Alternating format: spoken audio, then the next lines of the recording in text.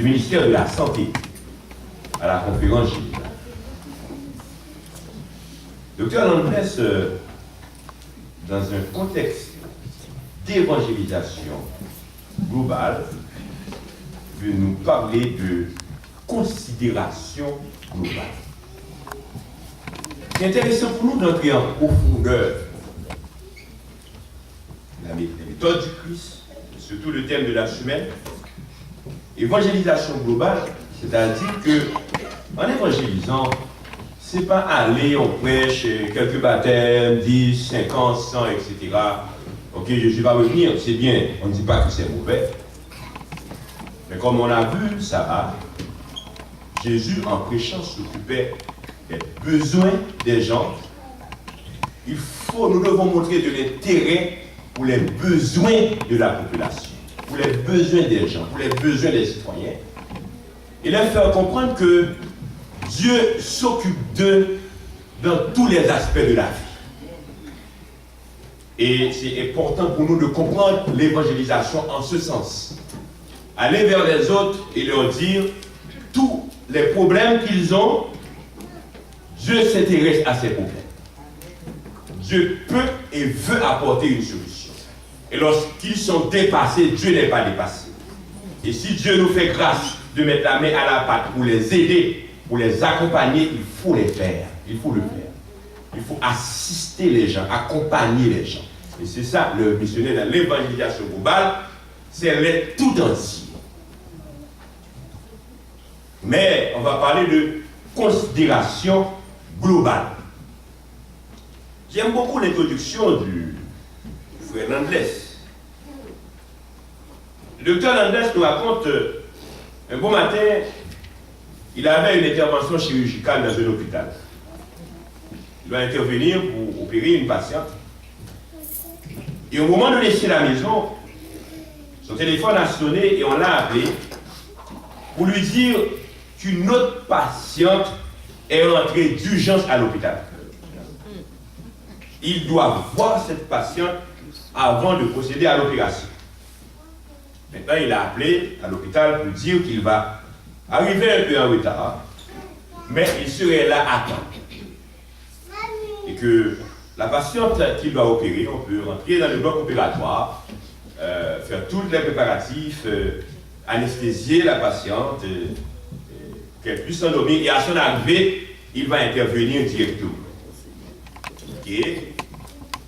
Maintenant, quand le docteur Landres est arrivé à l'hôpital pour l'intervention chirurgicale, après avoir pris soin de l'autre patiente qui était en urgence à l'hôpital, tandis qu'il se prépare pour entrer à la salle d'opération, le docteur Landres a demandé à une infirmière si tout est OK.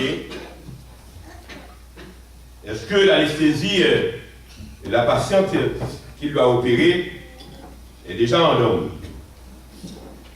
L'infirmière, avec un air un peu nerveuse, lui a répondu, quand il rentre, il se rendra compte lui-même est-ce que la patiente est endormie ou non.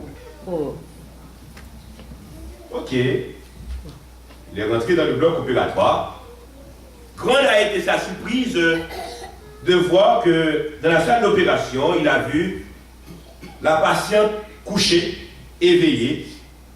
L'infirmière du bloc est là. L'anesthésiste est là. Les autres qui assistent l'opération sont là, autour de la patiente, debout. Et la patiente est éveillée. Et tandis que pour elle, l'anesthésie devait déjà donner de l'anesthésie et que la patiente soit endormie pour qu'il intervienne.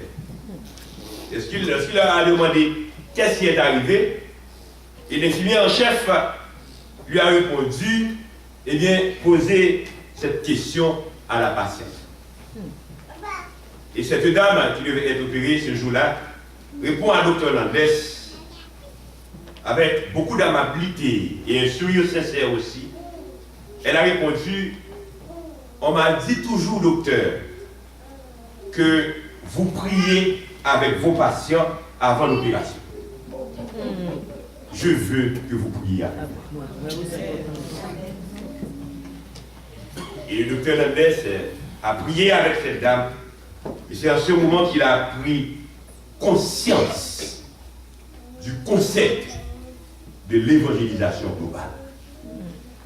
Dans le concept de l'évangélisation globale, frères et sœurs bien-aimés, ce que nous devons comprendre, les gens au dehors, les gens au Québec, les gens au Canada, les gens en Haïti, les gens qui ne sont pas encore à l'église, les gens dans le monde, les gens n'ont pas besoin seulement de santé, de nourriture, de vêtements, de maisons, d'argent ou de voitures. Les gens ont besoin de Dieu. Amen. Amen. Les gens qui ne connaissent pas Dieu ont besoin de Dieu. Les païens ont besoin de Dieu. Les Québécois ont besoin de Dieu.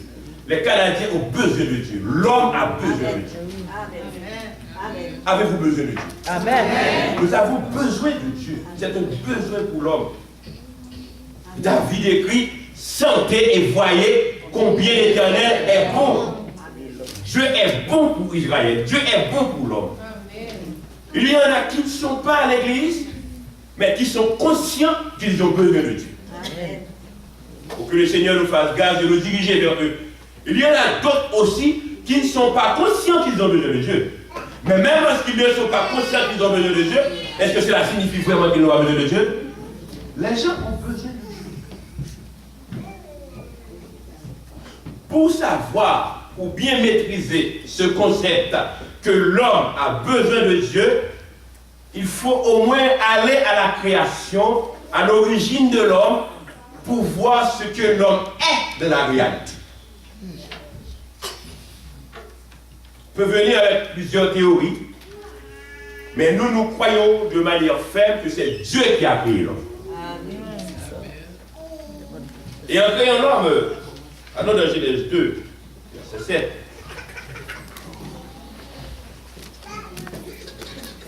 Genèse, chapitre 2, verset 7. Il est dit, verset peut-être pour nous, l'Éternel Dieu forma l'homme de la poussière de la terre. Il souffla dans ses narines un souffle de vie et l'homme devint un être vivant. Considération globale. Genèse 3, verset 7, Genèse 2, de préférence, verset 7, il y a 3 dimensions dans l'être humain.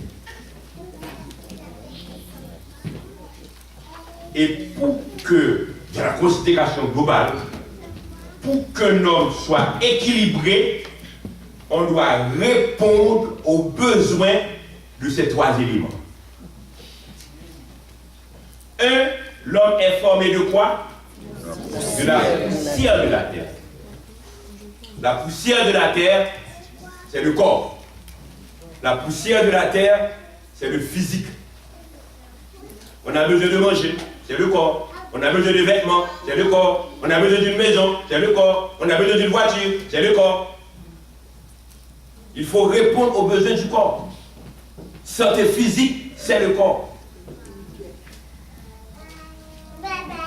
Mais, tandis que l'homme est formé d'abord de la poussière de la terre, est-ce que la poussière de la terre, c'est l'homme? La poussière de la terre seulement n'est pas l'homme. Le corps est une partie de l'homme. Votre corps est une partie de votre être. Ce n'est pas totalement votre être. Parce que quand il n'y a pas souffle ou esprit dans le corps, est-ce qu'il y a l'homme? Il n'y a pas homme. Il faut répondre aux besoins du corps, mais ce n'est pas le corps seulement qui est l'homme. Et si on veut répondre seulement aux besoins physiques, besoins matériels, besoins du corps, il n'y a pas d'équilibre. On n'est pas dans la considération globale, ce n'est pas l'aide globale. Mais il faut répondre aussi aux besoins du corps. Quand nous allons rencontrer les autres pour les amener à Dieu dans l'évangélisation globale, sachez qu'ils ont un corps, on doit répondre aux besoins du corps. Quand Jésus dit donnez-leur vous-même à manger, il a répondu aux besoins du corps. Quand ils sont malades et Jésus les a guéris, Jésus a répondu aux besoins du corps. Mais Dieu insuffla de la poussière de la terre un souffle. La deuxième base. On dit pneuma, on dit voilà, souffle, c'est esprit. le souffle qui vient de Dieu, c'est la vie qui sort de Dieu. Dieu est source de vie. La vie qui est dans le corps appartient à Dieu. Que vous croyez, que vous ne croyez pas, la vie que vous avez en vous-même appartient à Dieu. La vie que les autres, eux, en eux-mêmes, le souffle, ça vient de Dieu, ça appartient à Dieu. Et puisque ça vient de Dieu, pour que cet esprit, le souffle que Dieu met en l'homme, ce souffle-là qui est esprit de Dieu en l'homme, il faut rester en harmonie avec Dieu, en contact avec Dieu,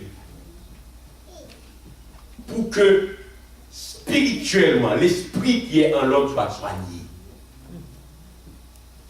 Et toutes les fois que l'homme est en contact avec Dieu, eh bien, c'est bien. En contact avec Dieu, c'est la parole de Dieu. En contact avec Dieu, c'est la prière. En contact avec Dieu, c'est la oration. En contact avec Dieu, c'est l'étude de la parole. En contact avec Dieu, c'est pratiquer la parole. L'homme a besoin pour que son esprit se soigne. Maintenant, l'esprit de Dieu, le souffle de Dieu, dans le corps, fait l'être vivant, l'âme vivante. L'âme, l'être, la personne, pour qu'il soit équilibré dans la considération totale, il faut que le corps soit soigné, il faut que l'esprit soit soigné, et quand le corps est correct, l'esprit est correct, maintenant l'âme est épanouie. Amen. On ne peut pas aller seulement vers le corps, nous sommes dans un monde matérialiste, on court beaucoup plus, pour ne pas dire presque exclusivement derrière le matériel, parfois on se cache derrière le spirituel pour courir derrière le matériel, mais on ne peut pas courir seulement derrière le matériel, il y a le spirituel, parce qu'il y a l'esprit de Dieu en nous. Amen. Et il faut prendre soin des deux pour que l'âme, l'être, la personne que vous êtes, soit équilibrée et bien soignée. Frères et sœurs, il n'est pas facile de garder l'équilibre spirituel, l'équilibre physique, mental et moral. Et c'est de là que, avec le docteur Landes, encore une très belle approche, qui définit l'homme comme des êtres holistiques. Holistique, c'est peut-être un gros mot, mais c'est aussi simple.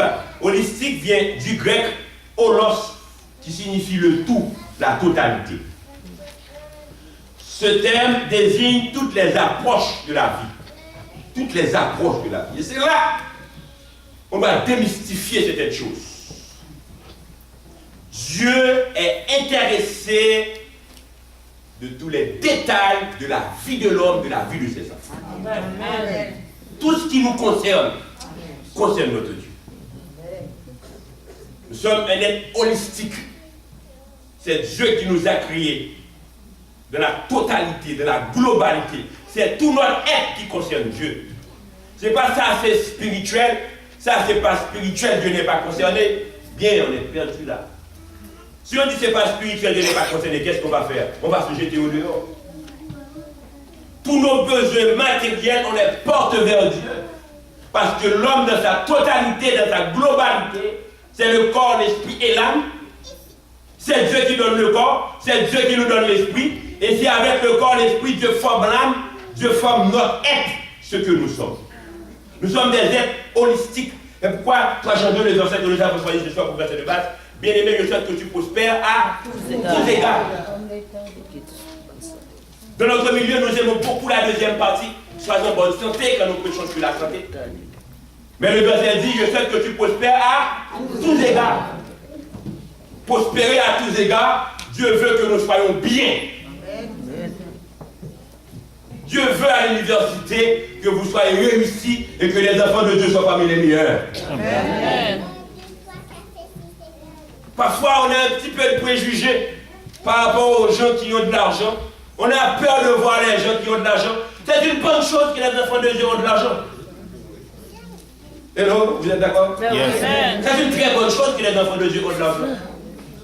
On fait l'œuvre missionnaire, on achète l'église, on aide les autres. On peut accompagner les autres qui sont en difficulté. Et on est bien à l'église, c'est une bonne chose. Amen. Et les enfants de Dieu, quand ils sont fidèles à Dieu, Dieu les bénit, ils sont riches. Abraham riche. À un certain moment, David a beaucoup souffert, mais avant sa mort, David a été très riche. Dieu souhaite que nous prospérons à tous égards. Ce n'est pas au-delà qu'il va y avoir du progrès, c'est à l'église, au pied de Dieu, on peut progresser, connaître du vrai progrès. Et quelle bénédiction lorsque l'enfant de Dieu travaille dur, il a réussi, il a atteint son doctorat, il travaille dans le gouvernement fédéral, je ne sais pas, et il gagne beaucoup d'argent et argent propre. Amen. Hein? Argent propre. Amen. C'est là la grande différence. Hein? Beaucoup de riches, mais argent sale. Mais l'enfant de Dieu est riche, argent propre. Amen. Et dans cet argent, il y a bénédiction de Dieu, un argent qui est au service de Dieu, au service de l'humanité, au service des malheureux, au service des malades. L'argent qui dit, c'est le frère riche qui fait ce qu'il veut à l'église. Non. Au contraire, autant qu'il est riche, il est plus heureux à l'église. Oui, j'ai rencontré des gens que Dieu a bénis. Et pourtant qui sont suaves, élégants, qui ont toujours un bon conseil à vous donner, etc. Et qui vous donnent, voici la route de la vie, le travail du pour arriver là, etc. Dieu veut que nous prospérions à tous égards. Nous sommes des êtres holistiques. Dieu s'intéresse de la globalité, de la totalité. C'est pour l'évangile à force côté. C'est un Dieu équilibré. Le Dieu est équilibré, frères et sœurs. Amen. Nous ne devons pas avoir peur des richesses. Si Dieu nous fait grâce d'être riches, nous sommes riches au nom de Dieu. Amen.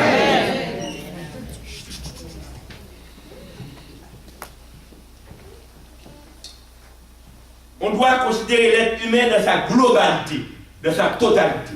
Une vision holistique de l'être humain tient compte de ses dimensions physiques, mentales, émotionnelles, familiales, sociales, culturelles, spirituelles.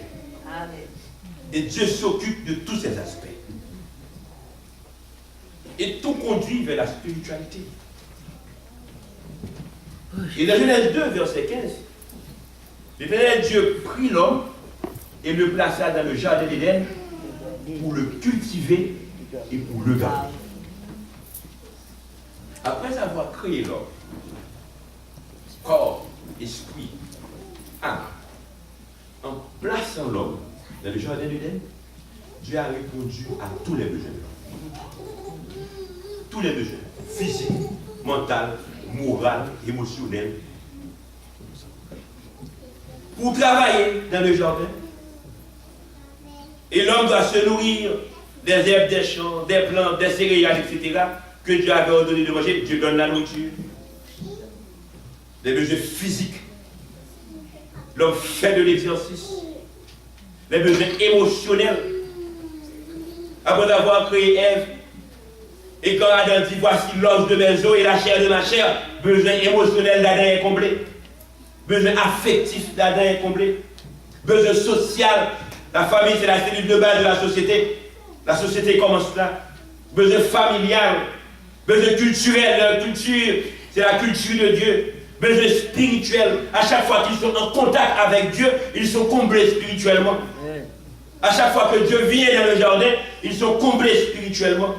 Cela veut dire que, besoin familial encore, Dieu bénit l'homme et la femme, il les marie, Genèse 1er, verset 28. Donc cela veut dire que ne soyez pas gênés de présenter tous nos besoins à Dieu. Amen. Besoin physique. Si on a un besoin physique, ça on est malade. Besoin physique, on a besoin de vêtements. Besoin ci, besoin ça. Nos besoins physiques, nous devons les présenter à Dieu. Parce qu'en créant l'homme, Dieu a placé l'homme dans le jardin d'Éden. Dieu a tout donné à l'homme. Amen. Ne soyez pas gênés de présenter nos besoins à Dieu.